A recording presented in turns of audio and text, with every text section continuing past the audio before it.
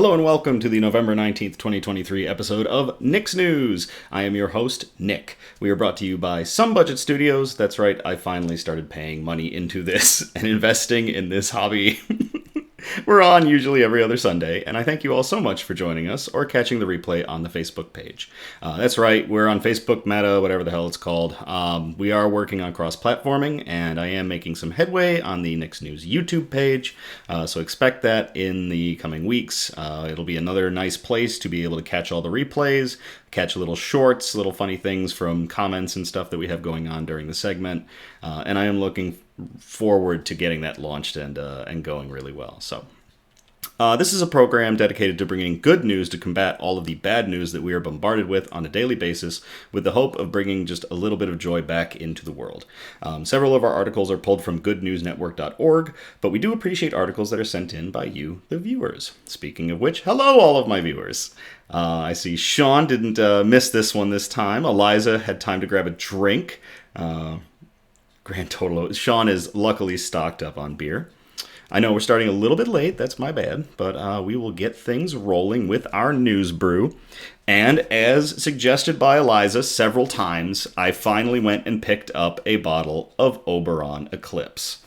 Oberon Eclipse is a 6.3% ABV coriander wheat ale, orange and coriander wheat ale, as Oberon tends to be. It's an orange wheat ale. Thank you very much for the suggestion, Eliza. I can't wait to try this. So, we have the Balisong bottle opener. Get that opened up. Oh, there we go. You'd think I'd never done this before.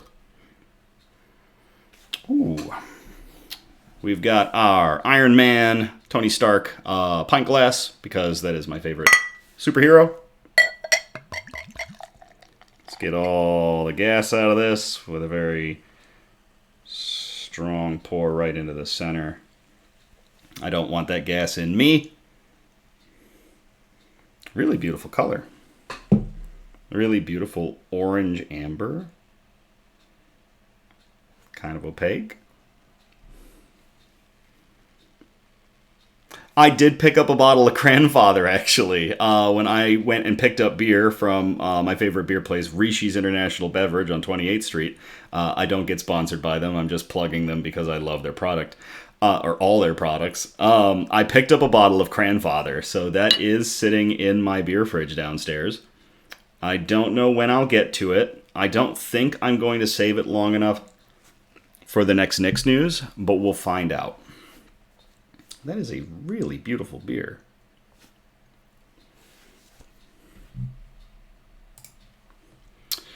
So, shout-outs. My buddy David Desjardins had to go through surgery to repair a busted foot. He is doing well, and he is recovering at home. I'm glad you made it through, Dave. And please stop trying to kick the world's ass so hard. To Dave, who is recovering nicely, cheers.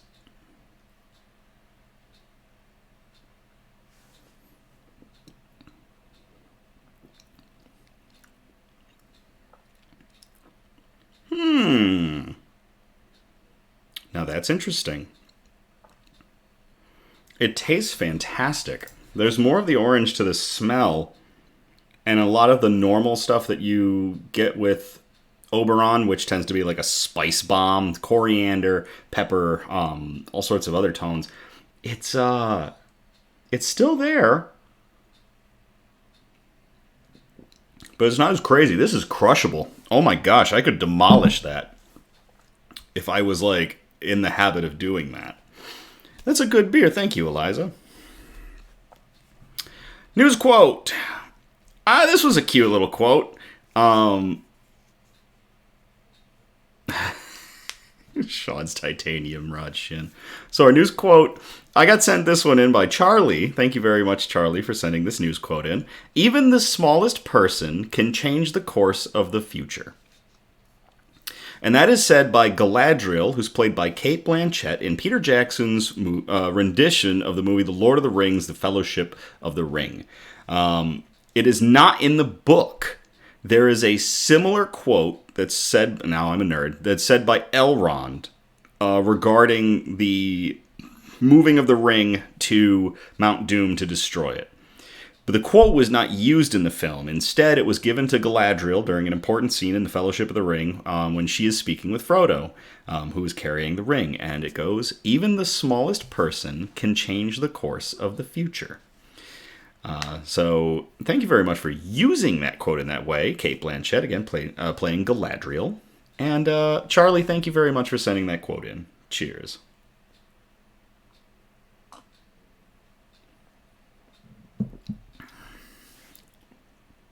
Wow, that beer is good.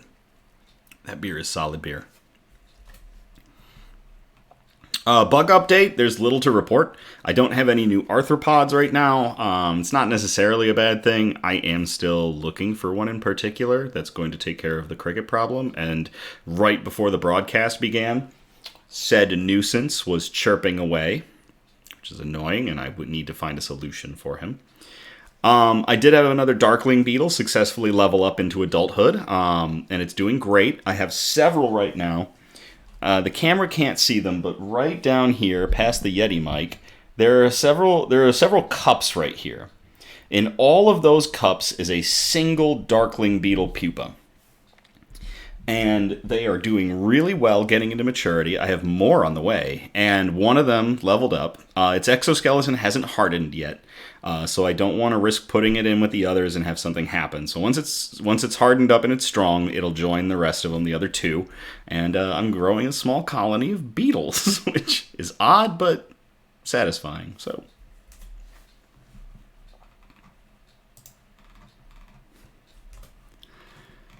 All right, let's get into our good news. So our broadcast is broken up into 4 major categories, and those categories are science and technology, health and medicine, flora and fauna, aka plants and animals, and we like to end on the wholesome notes, those feel-good articles. So we will get into category 1, science and technology. I called this one the Real Dream Team, but I will post this in the chat if y'all want to read along. Copy pasta.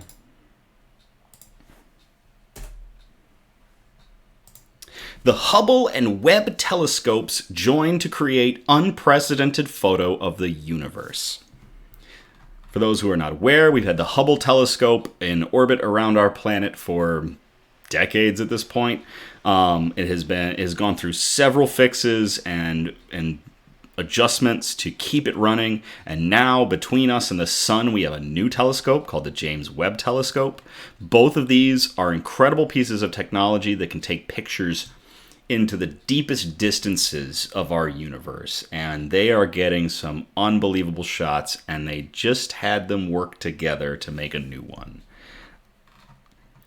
In a tour de force of techno-stargazing, NASA trained both the Hubble and James Webb Space Telescopes on the same patch of galaxies to create an unprecedented view of the universe. The resulting panchromatic image combines visible and infrared light of the galaxy cluster MASC 0416, which is 4.3 billion light years from Earth. It includes a bounty of galaxies outside the cluster and a sprinkling of sources that vary over time, likely due to gravitational lensing, the distortion and amplification of light from distant background sources. To make the image, in general, the shortest wavelengths of light were color-coded blue, the longest wavelengths red, and intermediate wavelengths green. The broad range of wavelengths from 0.4 to 5 microns yields a particularly vivid landscape of galaxies, NASA explains on its website, and there is a link if you want to go take a look at it.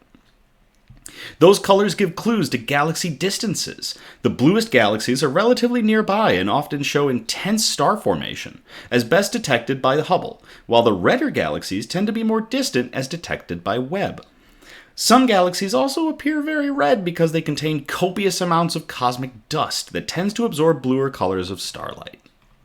MASC 0416 is actually 2 galaxy clusters that are slowly colliding, and one day when our bones have long turned to dust, they will merge to become a single entity.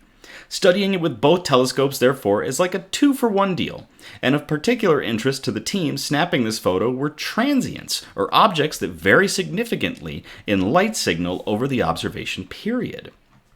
They identified 14 such transients across the field of view. 12 of those transients were located in 3 galaxies that are highly magnified by gravitational lensing, and are likely to be individual stars or multiple star systems that are briefly very highly magnified. The remaining 2 transients are within more moderately magnified background galaxies and are likely to be supernova. We're calling Mask 0416 the Christmas Tree Galaxy Cluster, both because it's so colorful and because of these flickering lights we find within it. We can see transients everywhere, said Haojing Yan of the University of Missouri and Columbia, lead author of one paper describing the scientific results. One transient in particular was named Mothra. Yes! After a giant monster from the Godzilla universe. In the photo, it is gravitationally lensed about 4,000 times, suggesting to the team that there is likely another object in the foreground they can't see. I don't know what that object is, but just calling it Mothra is fantastic to me. To everybody involved with getting the James Webb and the Hubble telescope to be a dream team, cheers.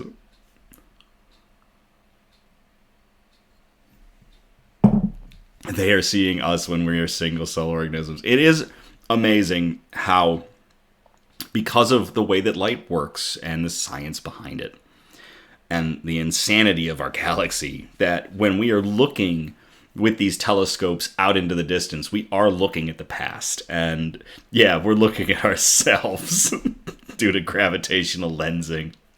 That is a fantastic article. I love NASA.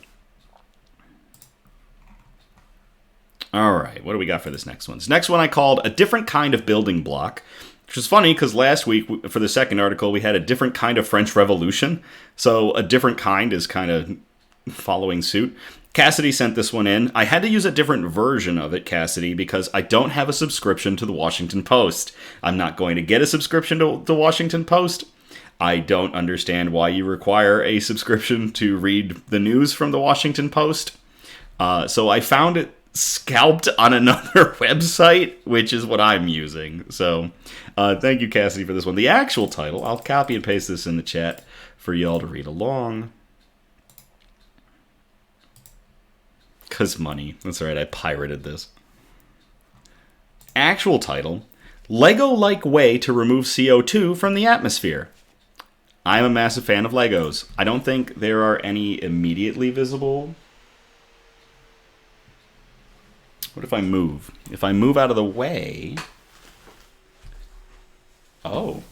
So if I move out of the way, right here is my Lego International Space Station. I need to clean that table up. And show it off better.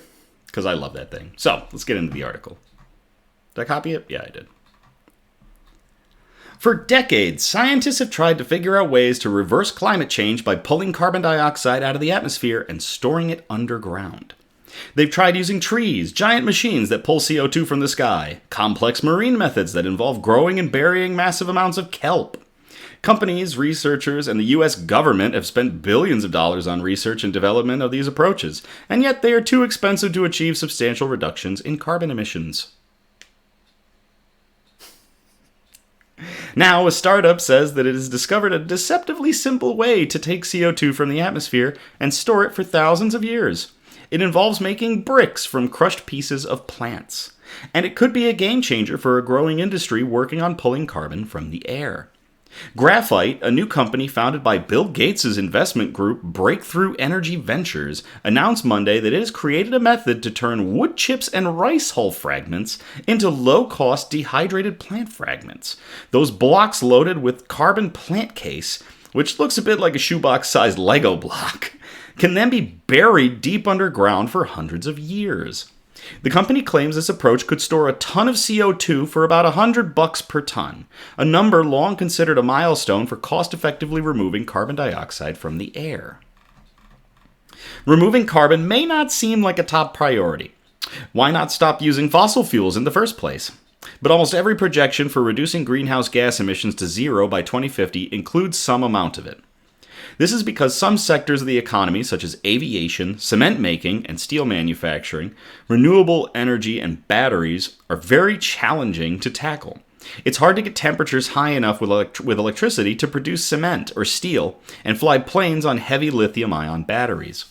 We have staked the future of our planet on our ability to remove CO2 from the air, said Chris Rivest, partner at Breakthrough Energy Ventures. Almost every IPCC scenario with a habitable planet involves us pulling 5 to 10 gigatons of CO2 out of the air by mid to late century, he said, referring to the UN Intergovernmental Panel on Climate Change, the IPCC. 5 to 10 gigatons of CO2 per year is about 12 to 25% of the CO2 currently emitted each year by humanity. Graphite is the name of the company. Their approach harnesses the power of plants and tries to photosynthesize plants and trees. Let me start over. Bleh. Graphite's approach harnesses the power of plants and trees to photosynthesize and pull carbon dioxide from the air. While trees and plants are excellent at taking up carbon, they don't store their carbon for very long. When a plant burns or decays, its stored carbon diffuses back into the air or soil. It's not the ICPP. Jeez. Graphite plans to avoid that decomposition by taking plant waste from loggers and farmers and thoroughly drying it, removing all the microbes that could cause it to decompose and release greenhouse gases. Then, in a process they call carbon casting, they're going to compress the waste and wrap it in Lego-like bricks for easy storage about 10 feet underground. The company says that with the right monitoring system, the blocks could remain there for 1,000 years. The simplicity of the approach is very exciting, said Daniel Sanchez, who runs the Carbon Removal Lab at the University of California at Berkeley and serves as a science advisor for graphite. You don't need very expensive equipment or procedures, and it stores a lot of carbon in the wood. Almost all of it. Other approaches are much more complex and, although proven, are much more expensive than the estimated cost of the new company. Direct air capture, which involves using huge fan-equipped machines to separate CO2 from other atmospheric gases, has attracted a lot of press and attention, but it's still very expensive. The technology, which has been tested in Iceland and the United States, costs about $600 to $1,200 to remove 1 ton of carbon dioxide. To get an idea of whether it's worth it, imagine paying $600 to $1,200 to offset the cost of a round-trip flight from the United States to Europe. Graphite plans to build its first project in Pine Bluff, Arkansas, and the company expects to deliver its first carbon sequestration to a customer in 2024. It remains to be seen whether graphite will be able to scale up its work to remove millions of tons of CO2 from the atmosphere. The company will need to secure multiple sources of plant waste and build several small processing centers across the country to be successful. But the simplicity of the approach, using plants trapping CO2 and then filing them underground in a sort of reverse extraction of fossil fuels, could give the company a leg up against more complex and engineering-heavy methods of sucking carbon from the atmosphere. Sanchez said that it's probably why it took so long for someone to propose changing the process to the company. People who are academics may have thought about this first and said, "It's too simple." Sanchez said with a laugh, "Nobody would ever do that." And that is really cool.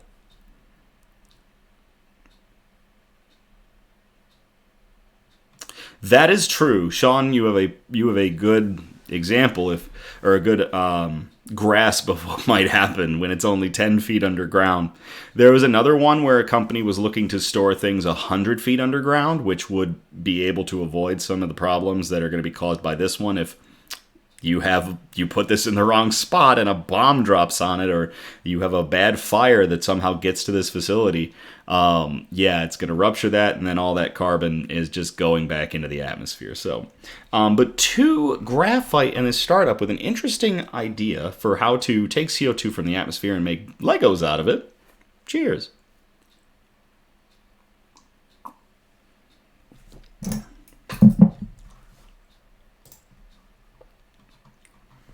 All right, so that we are going to move out of Category 1. We're going to move into Category 2, Health and Medicine. What do we got? We're going to start with Heart Power Sets the Pace. And I will copy and paste this in the chat for y'all to read along.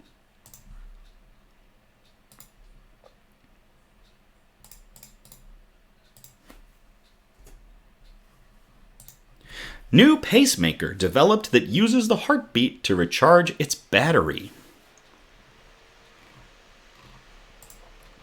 By generating electrical energy from the heartbeat, a new pacemaker developed by scientists in Seattle was able to partially recharge itself. Although the beat only generated 10% of the energy needed for the next heartbeat, the researchers hope that their breakthrough will become the standard since charging a battery in a wireless... Oh no, hold on. Since changing a battery in a wireless pacemaker requires heart surgery, convincing most people to just implant a second one. The new device is much smaller than a traditional pacemaker due to its wireless nature, measuring about 1/3 the size of a AAA battery and residing entirely in the heart's right ventricle. Piezoelectric generator. God, Sean, you win. You win. Piezoelectric energy is fascinating. We hope to prolong battery life further and expand access of this product to younger patients who would hopefully require fewer implants over their lifetime, said Dr. Babak Nazir of the University of Washington in Seattle, who led the paper demonstrating his team's new invention. When we can improve upon our 10% harvesting efficiency, we hope to partner with one of the major pacemaker companies to incorporate our design and housing into an existing leadless pacemaker, he added. Crank the movie, but safer. Who was the lead in that? Was it, I think installing a QI. I know, right? QI, that would have been smart. Who was the lead? Was it Jason Statham in Crank? It's just a bonkers movie. Jason Statham. Yep. Let me refresh the chat. Oh, man.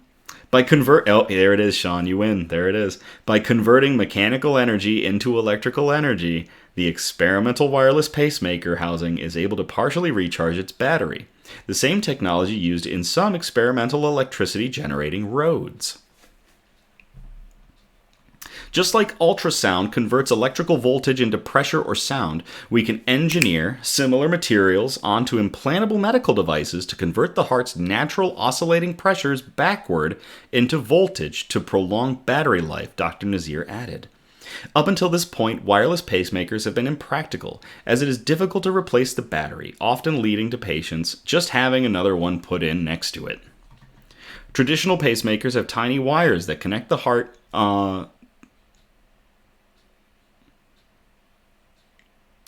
heart to a generator and battery just under the skin of the left shoulder. A typical battery in both traditional and wireless pacemakers lasts 6 to 15 years. As Nazir pointed out, younger patients with heart complications may require multiple pacemakers throughout their lives, making all options impractical for different reasons. Part of his and his team's next step will be to design long-term trials with real humans to make sure the device works properly. All the while, they hope to increase the recharge rate for their battery. If 10% could become 20 to 30%, it could increase the functional life of the pacemaker by a not insignificant number of years. Shut up. Can we hack hearts now to charge... Can we hack hearts now to charge our iPhones? Yep, they just need to concentrate on efficiency. It's going to become Repo, the genetic opera. Please, no. Oh, man. No, don't encourage the cricket.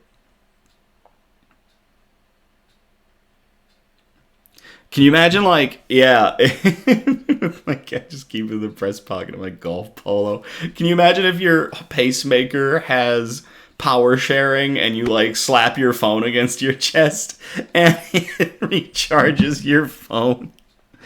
Oh, hold on, my phone's about to die. Let me just thump some power. Oh, that'd be funny.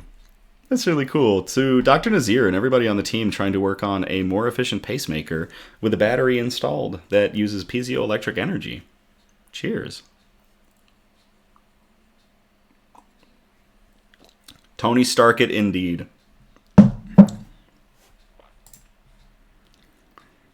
All right, this next one was also sent in by Cassidy. So Cassidy, thank you so much for sending this one in. I love this one. I titled this one, Cancer, Fuck Cancer, Yay Butterflies. For those who are not familiar, anytime we have a cancer article, it gets the title of Cancer Fuck Cancer. But we are throwing butterflies into the mix, so I will copy and paste this into the chat for y'all to read along with me.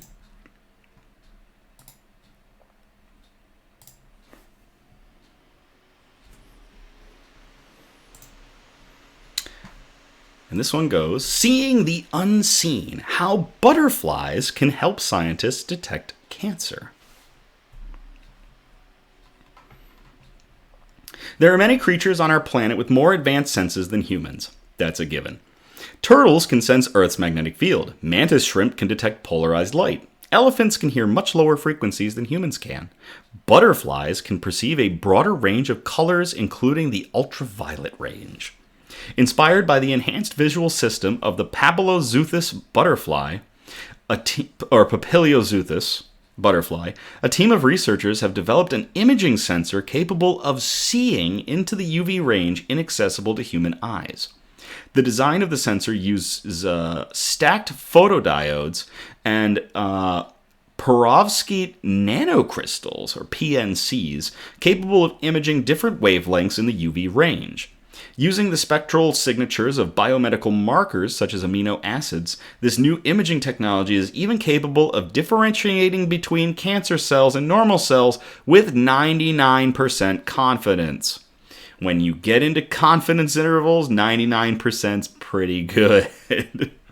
This new research, led by University of Illinois Urbana-Champaign electrical and computer engineering professor Victor Groove and bioengineering professor Xiuming Ni, was recently published in the journal Science Advances. So many engineers. We've taken inspiration from the visuals.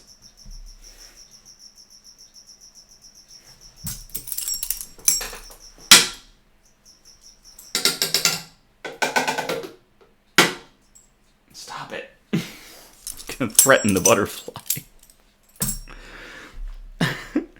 We've taken inspiration from the visual systems of butterflies, who are able to perceive multiple regions in the UV spectrum, and designed a camera that replicates that functionality, Groove says. We did this by using novel perovskite nanocrystals combined with silicon imaging technology, and this new camera technology can detect multiple UV regions. UV light is electromagnetic radiation with wavelengths shorter than that of visible light, but longer than X-rays. We are most familiar with UV radiation from the sun and the dangers it poses to human health. UV light is categorized into three different regions, UVA, UVB, and UVC, based on different wavelength ranges. Because humans cannot see UV light, it is challenging to capture UV information, especially discerning the small differences between each region. Butterflies, however, can see these small variations in the UV spectrum. Like humans can see shades of blue and green. Groove notes, it is intriguing to me how they are able to see those small variations. UV light is incredibly difficult to capture. It just gets absorbed by everything, and butterflies have managed to do it extremely well. Humans have trichromatic vision with 3 photoreceptors, where every color perceived can be made from a combination of red, green, and blue. Butterflies, however, have compound eyes with 6 or more photoreceptor classes. I really got to kill that thing. 6 or more photoreceptor classes with distinct spectral sensitivities. In particular, the Papiliozuthus, a yellow Asian swallowtail butterfly, has not only blue, green, and red, but also violet, ultraviolet, and broadband receptors. Further, butterflies have fluorescent pigment that allows them to convert UV light into visible light, which can then be easily sensed by their photoreceptors. This allows them to perceive a broader range of colors and details in their environment. That is true. Mantis shrimp can see even more. Mantis shrimp can see like 12 different types of colors that we can't even imagine, so it's bonkers. Beyond the increased number of photoreceptors, butterflies also exhibit a unique tiered structure in their photoreceptors. To replicate the UV sensing mechanism of the Papiliozuthus butterfly, the UIUC team has emulated the process by combining a thin layer of PNCs with a tiered array of silicon photodiodes. So they're effectively making a butterfly eye. And why are they doing this? Why How is this helping? So there are various biomedical markers present in cancerous tissues at higher concentrations than in healthy tissues. Amino acids, the building blocks of proteins, proteins and enzymes. When they're excited with UV light, these markers light up and fluoresce in the UV and part of the visible spectrum in a process called autofluorescence. Imaging in the UV region has been limited, and I would say that has been the biggest roadblock for making scientific process, explains Nye. Now we have come up with this technology where we can image UV light with high sensitivity and can also distinguish small wavelength differences. So it seems like the butterfly eye camera, when they get different cells to autofluoresce, the butterfly eye camera is going to be able to pick up the differences in the cells. Because cancer and healthy cells have different concentrations of markers and therefore a different spectral signature, the two classes of cells can be differentiated based on their fluorescence in the UV spectrum. The team evaluated their imaging device on its ability to discriminate cancer-related markers and found that it is capable of differentiating between cancer and healthy cells with 99% confidence. So the butterfly eye is working. Groove, Knee, and their collaborative research team envision being able to use this sensor during surgery. One of the biggest challenges is knowing how much tissue to remove to ensure clear margins, and such a sensor can help facilitate the decision-making process when a surgeon is removing a cancerous tumor. This new imaging technology is enabling us to differentiate cancerous versus healthy cells, and is opening up new and exciting applications beyond just health. Knee says, there are many other species besides butterflies capable of seeing in the UV, and having a way to detect that light will provide interesting opportunities for biologists to learn more about these species, such as their hunting and mating habits. Bringing the sensor underwater can help bring a greater understanding of that environment as well. While a lot of UV is absorbed by water, there is still enough that makes it through to have an impact, and there are many animals underwater that also see and use UV light. So not just to fight cancer, but we also have other applications for the butterfly eye camera to everybody involved in this camera to help fight cancer. And thank you very much, Cassidy, for sending this one in. Cheers.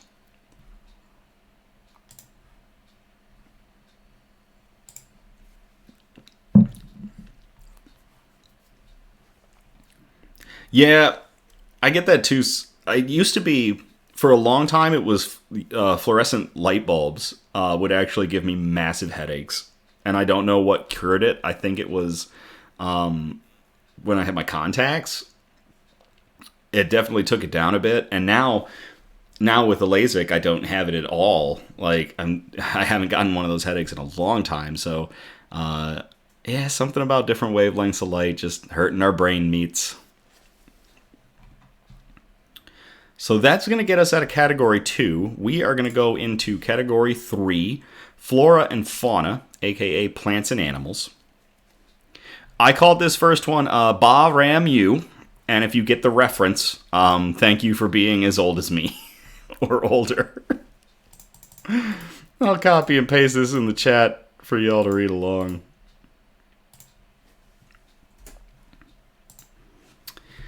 Stranded sheep rescued after 2 years of loneliness at the base of a Scottish cliff. A sheep dubbed Britain's loneliest has finally been rescued by 5 strapping farmhands after being stuck on a beach for 2 years. Fiona the sheep was first seen at the base of a cliff by a kayaker in Sutherland, Scotland. Hemmed in by sheer cliffs and the frigid Cromarty Firth, there was enough fodder and water for her to survive to grow a huge fleece. After several animal rescue organizations determined the rescue was too complicated, a group of local farmers managed to haul the beast up the cliff. And though it went well, there was an unforeseen difficulty. Fiona was very fat. Whatever else she was doing on the isolated pebble beach, she certainly spent a long time eating, with the farmers describing her as being in incredible condition. We've come up here with some heavy equipment, and we've got this sheep up in an incredibly steep slope, said rescuer and sheep shearer Cammie Wilson in a video on Facebook.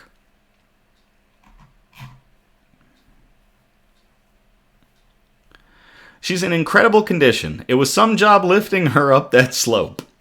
Wilson had seen some media coverage of Fiona's plight and decided to come and help, saying that now she's free, she is going to a very special place, referring to a farm park.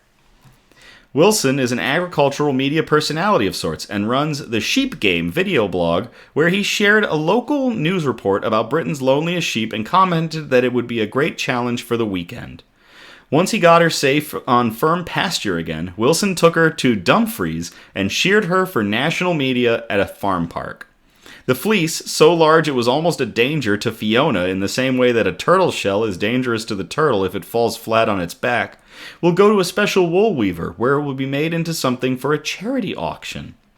Commonwealth media can blow up over sheep stories. When the infamous Australian merino wether named Shrek was caught after 6 years at large, it was one of the most read stories that week across English-speaking media. That is really cool.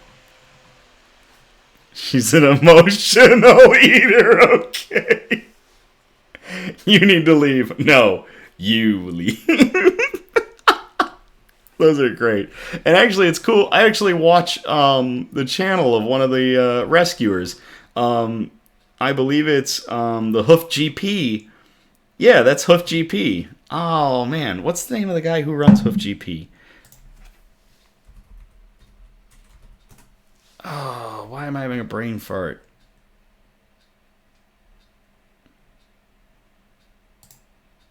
Graham Parker. That's right. That's really cool. That's really neat. To everyone involved in the rescue of Fiona the sheep, cheers. She's an emotional eater. All right, Julie sent this next one in. Thank you so much, Julie. I don't know if you're watching right now, but if you are, or if you catch the replay, thank you for this one. This one's adorable. I called this one Casper Won the Race. Y'all who are cat lovers, get ready, because this one's adorable.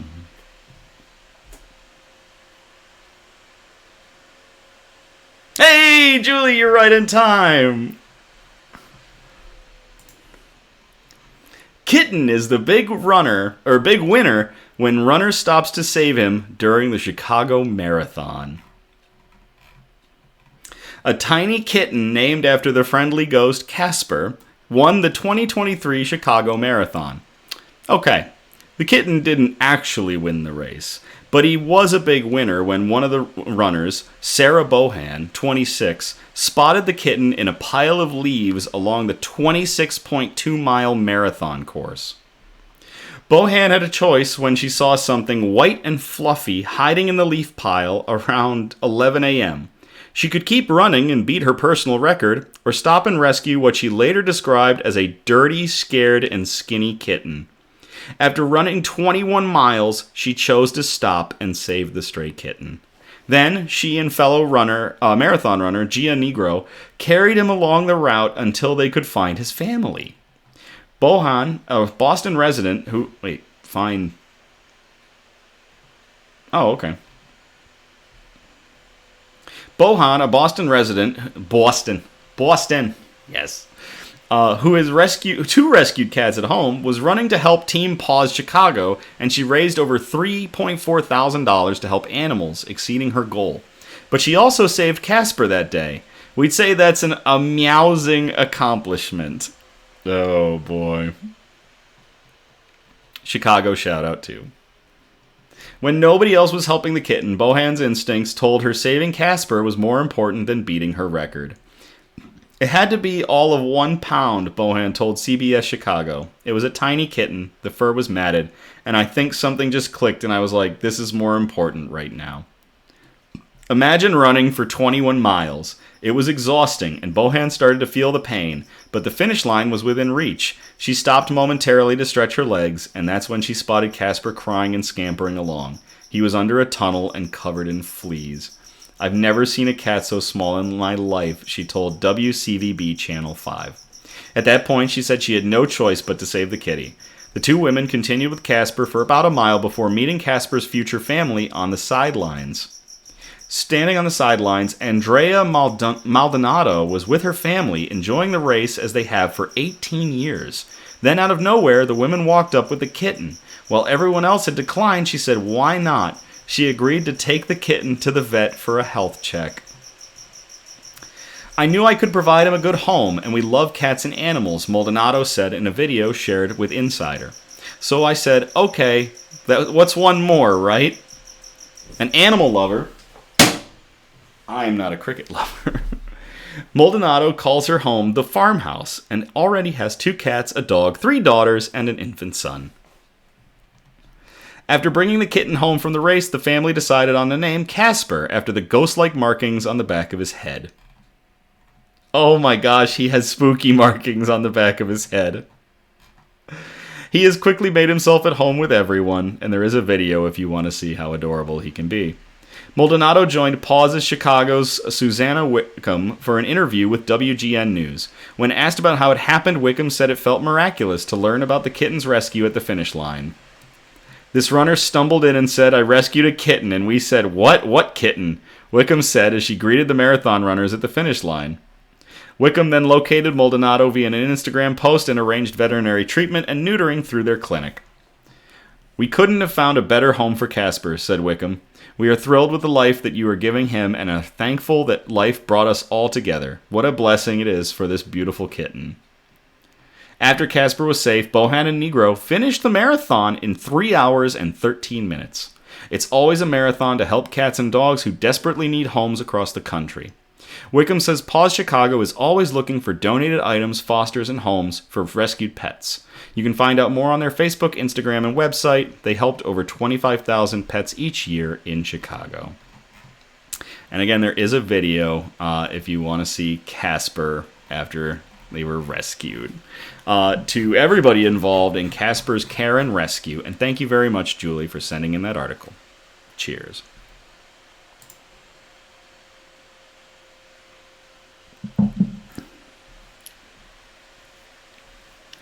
It's pretty obvious why you liked the article, Julie. It's not really much of a surprise. Cat love indeed. Oh, is this one still part of... Yep, it is. Okay. Oh my gosh, I am going to kill this thing. Where are you? Where are you? You're ruining my broadcast.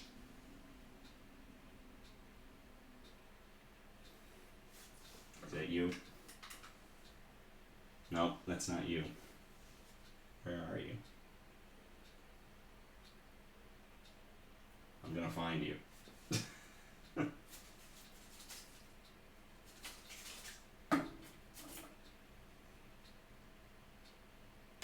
Dang it, I don't know where he is.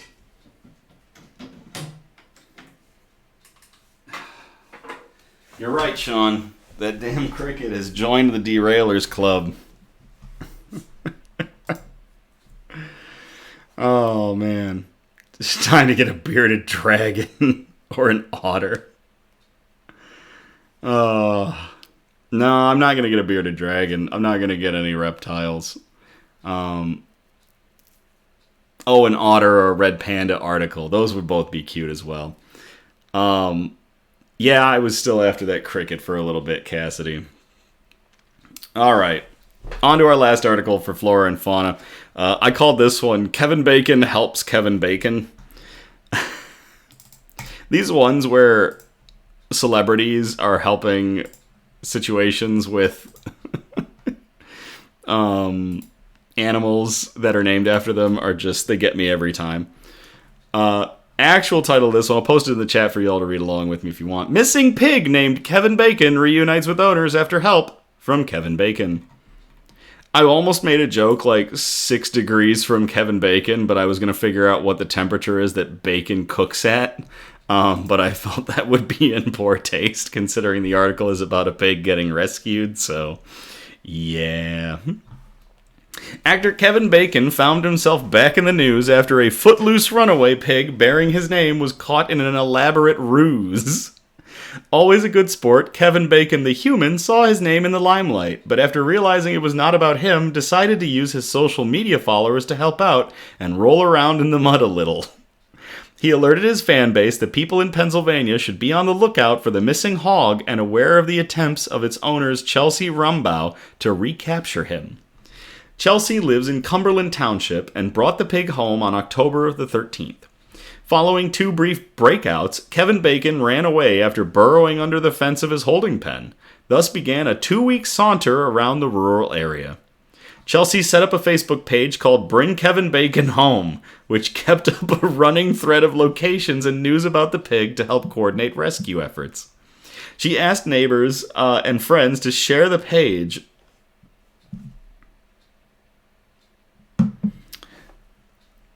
which eventually landed it in the feed of a certain Mr. Kevin Bacon. The famous actor/musician then shared the Facebook page on his Threads feed, captioning it with Bring Kevin Bacon Home. Over the course of his adventure, Pig Kevin had grown accustomed to eating food from humans, which eventually led to his downfall in the form of a sticky bun laced with harmless Benadryl, which for animals is a sedative. Oh my gosh. They caught him with... They drugged him with a donut. That's so mean. Can you imagine you just eat...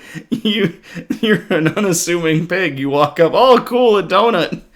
And then you just pass out. That's terrible. Oh, we use Benadryl with spicy cats. Interesting. So it must... Works on me. Just toss a donut at Eliza and she's out. Oh, gosh. That's funny.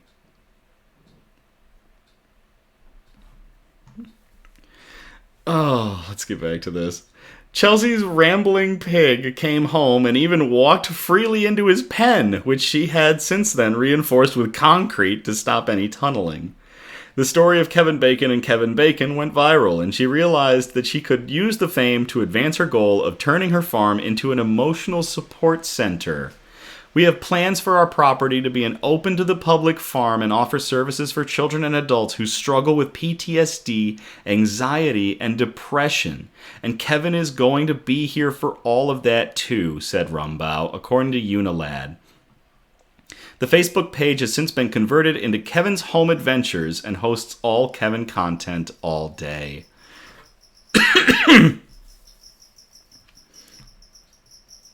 Everybody oink swine loose. That is so funny. Oh, that is fantastic. To Kevin Bacon, and to Kevin Bacon, the pig's owner, Chelsea Rumbaugh, for looking to start up an emotional support animal farm. Cheers.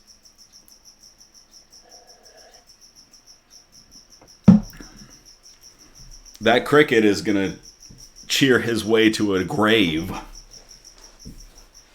He's survived for so many episodes of Nick's News, and enough. It's gonna be enough. Like, I'm gonna get to the point where I'm not gonna let him get to another one, because I'm just gonna smoke him somehow.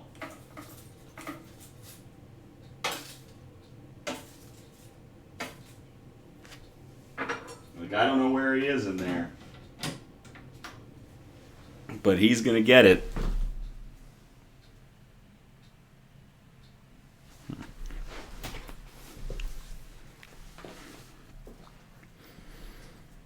Now he's cocky. Yeah, he'll be cocky until I release a house centipede in there or something worse. Alright, so that gets us out of flora and fauna. We're going to move into category 4, our wholesome notes, those really nice feel-good articles that we tend to end on. This first one I called Well Done Nitwits. And I will copy and paste this in the chat for you all to read along.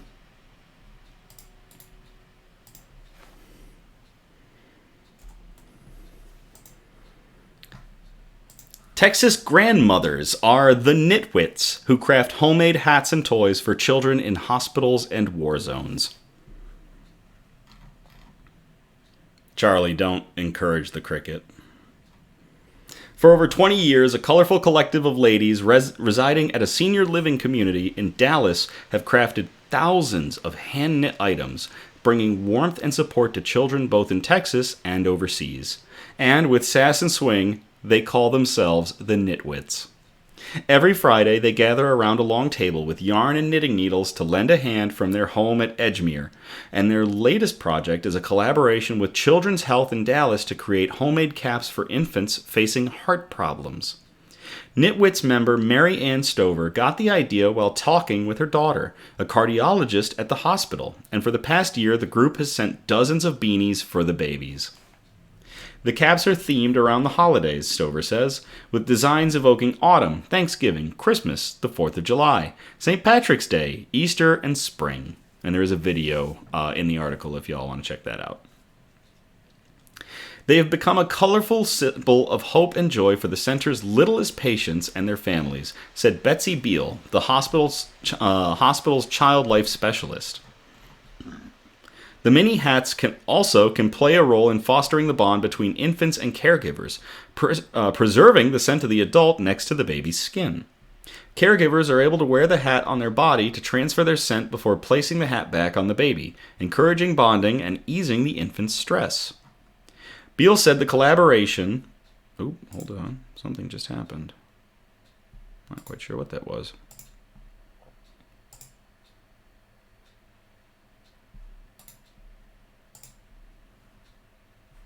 There we go. That was odd.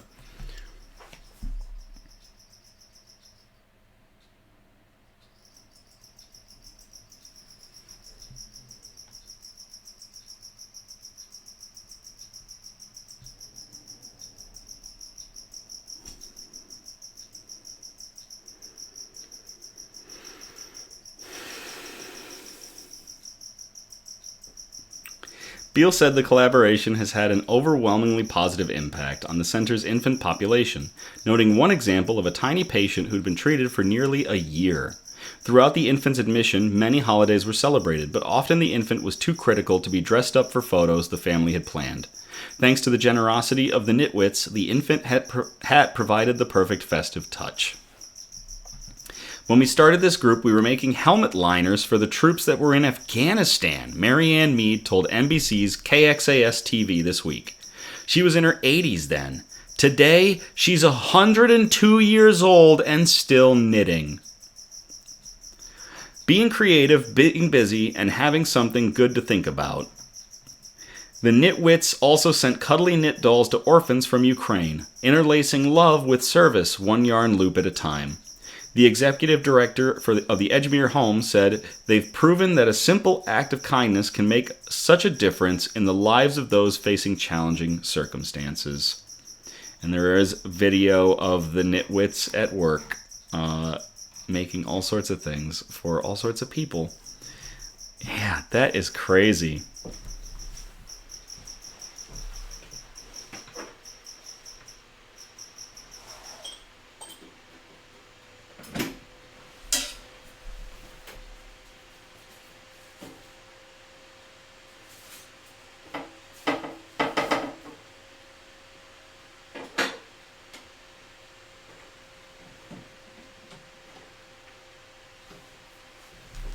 I'm going to redouble my efforts to find something to keep in that tank that isn't those crickets.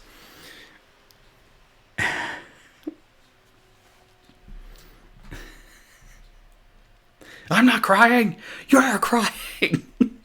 That is really cool. To the Knitwits and everybody involved and all the amazing things that you are doing, making gifts for children in hospitals and for people in war zones. Cheers.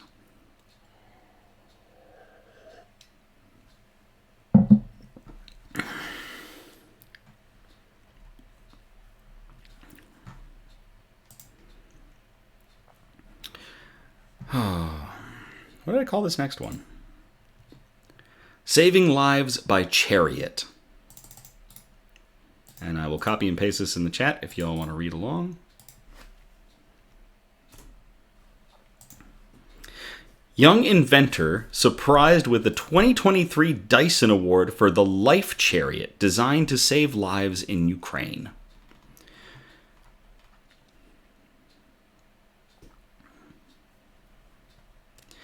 As he watched the conflict unfold in Ukraine, young Polish inventor Piotr... oh gosh, okay, help me on my Polish here. What is SZCZ?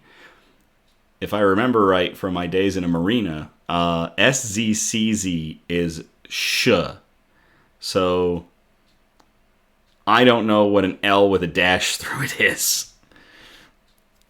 I'm going to copy and paste this in the chat. If somebody can tell me how to properly say this name, you win interweb points.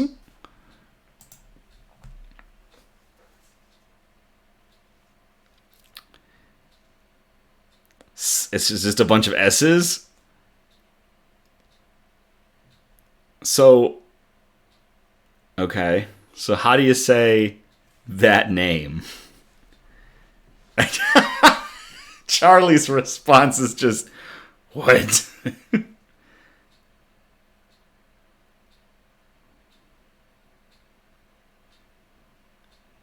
CZ is ch, okay.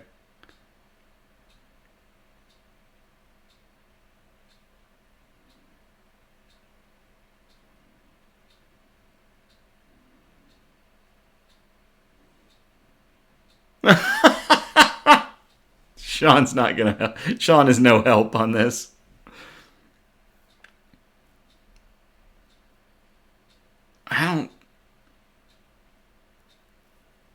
I don't know what the TL is supposed to sound like.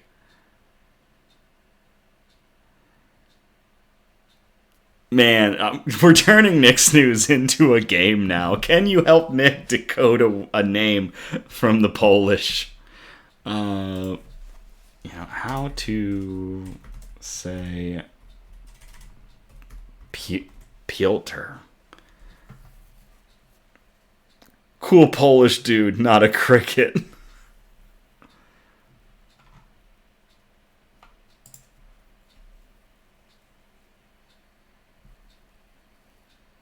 Piotr.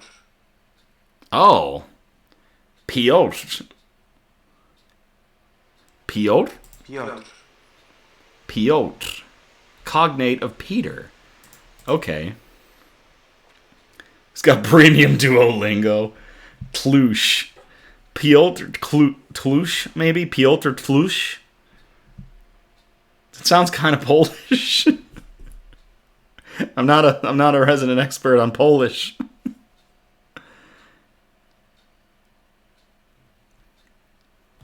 To keep things moving, we can go with Piotr Tlush, and I hope I'm close enough to his name because he does it. Twoosh? Wait, Twoosh? Am I saying it right? Piotr Twoosh? I know bad Polish. Thanks, Charlie.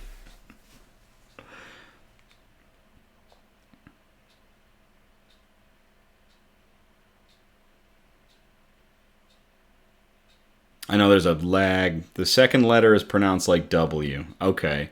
So it's something along the lines of Piotr Twoosh. The second letter, yeah, okay. So we're going to go Peter Tush. No, it's not Peter Tush. We're going to go with Piotr Twoosh. I hope that's close enough, Piotr. You deserve somebody to get your name right. It's my bad. As he watched the conflict unfold in Ukraine, young Polish inventor Piotr Twoosh observed the challenges of medical evacuations across the rough terrain of the front lines. This inspired him to design the Life Chariot, a medevac off-road ambulance that can attach to any vehicle with a towing hook or eye. The vehicle's low weight and suspension make it safer for a casualty to travel in than the boot of a car, the typical method for the often stretched Ukrainian defense forces. Say it like an ooh girl? No. Piotr's interest in designing trailers started with off-road trips with his family through the Balkans and the Pyrenees. He then spent the next 10 years and the course of his bachelor's and master's degrees designing off-road and cave rescue trailers, before creating the Life Chariot, which debuted at the Lodz Design Festival this year. The Life Chariot increases the evacuation capabilities of rescue teams by adding room for one injured person on a stretcher and 2 more seats for medics or the lightly wounded. And there is a video of it in action. The first two trailers were given to the Ukrainian Medical Military Unit and the Polish Voluntary Medic Unit of Darmian Duda. I don't like Polish words. W. Mejasi Foundation, having been tested in terrain such as mountain trails, forests, caves, and mines. Their feedback provided and informed weatherproofing upgrades. This year, the James Dyson Award gives a special humanitarian prize to Piotr, who has designed an ingenious way of recovering injured people from challenging terrain, said Sir James Dyson, founder and chief engineer at Dyson, in a statement. The life chariot can be towed by anything, allowing medics to do their life-saving work with the resources they have at hand. It's also brilliant to see his iterative design process continue in response to feedback from those using it on the ground. Piotr is continuing to implement upgrades to the life chariot based on feedback received from medics working on the front line. He is also working on adapting the vehicle for mountain rescue purposes. I hope that the Life Chariot, with support from the James Dyson Award, will continue to save lives, whether in frontline evacuations or rescues from accidents in inaccessible places, Piotr said on the occasion of the award. Polish is the third most difficult language in the world, allegedly. I believe it. So to Piotr Swoosh, on his invention of the life chariot, and hopefully to the lives it will save in the conflict in Ukraine and beyond. Cheers.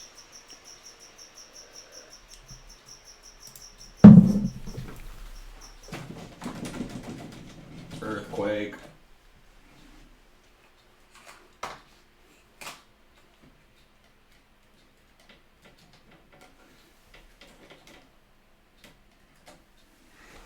There we go.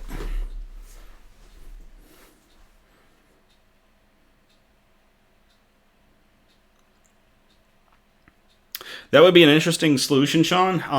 I think part of the situation with like the life chariot is just the ease of construction of it. The thing looks like it's just made of a series of T-joints and PVC, honestly. But if it can haul out 3 people, like, more power to it. And the fact that you can just put it on anything that's got an eye hook or a tow hook makes it even more versatile. So that's pretty slick. All right, we've got our last article of the night. I called this one, See the Heat, Save a Building. I will copy and paste this one in the chat if y'all want to read along.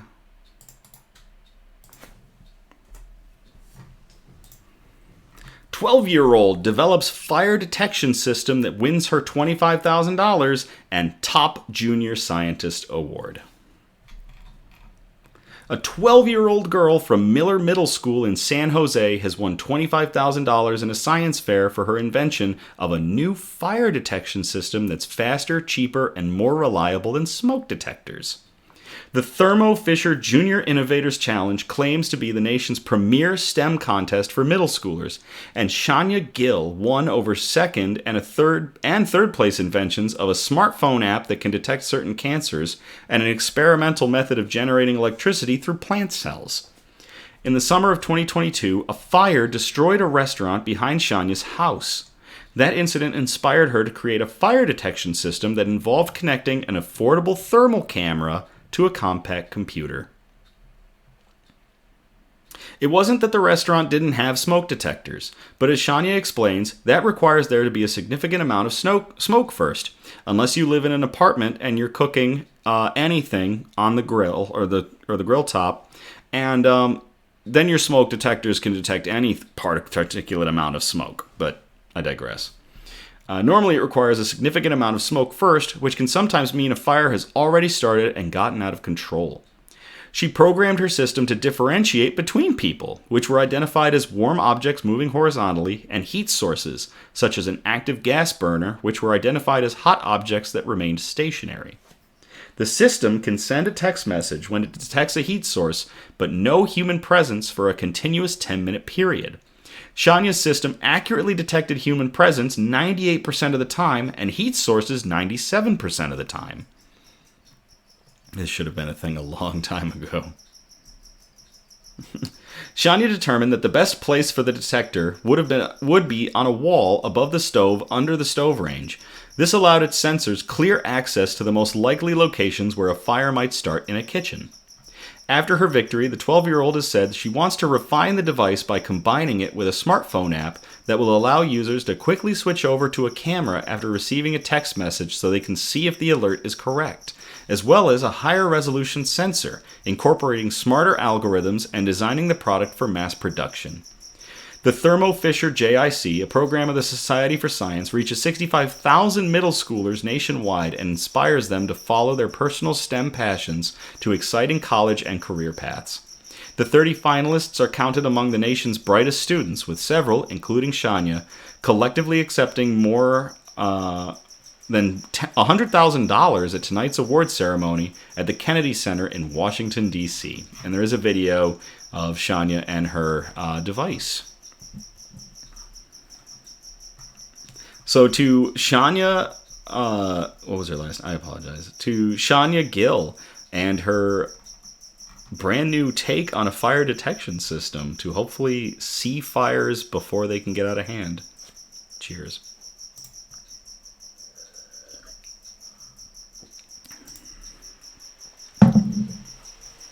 All right, full steam ahead. So that's everything for tonight. Good articles, 10 good articles, I feel like. Some send-ins, thank you very much to Cassidy, to Charlie, and to Julie for the send-ins for the articles. Charlie, thank you very much for the quote. And Eliza, thank you very much for the brew. And yeah, I think we're going to call that good. Derail 1, Brain Fart 2, Cricket 8. By the next one, it'll be Cricket 0, I promise you. So, all right, I guess we're going to wrap up. Thank you all again for tuning in or catching the replay on the Nick's News Facebook page or on the soon-to-come, as of this episode, Nick's News YouTube page. Again, we're live every other Sunday, with our next episode being on December 3rd, 2023. I encourage participation, so if you feel inclined, you can message or post to the Nick's News Facebook page ideas for a news brew, a shout out, a news quote, and even good news articles that we can present on future episodes. If possible, I always prefer a variety of articles spread out across our categories, and those categories, again, were science and technology, health and medicine, flora and fauna, aka plants and animals, and the wholesome notes that we like to end on. So, as always, thank you again. I love you all. And have a great night. And I'll play us out.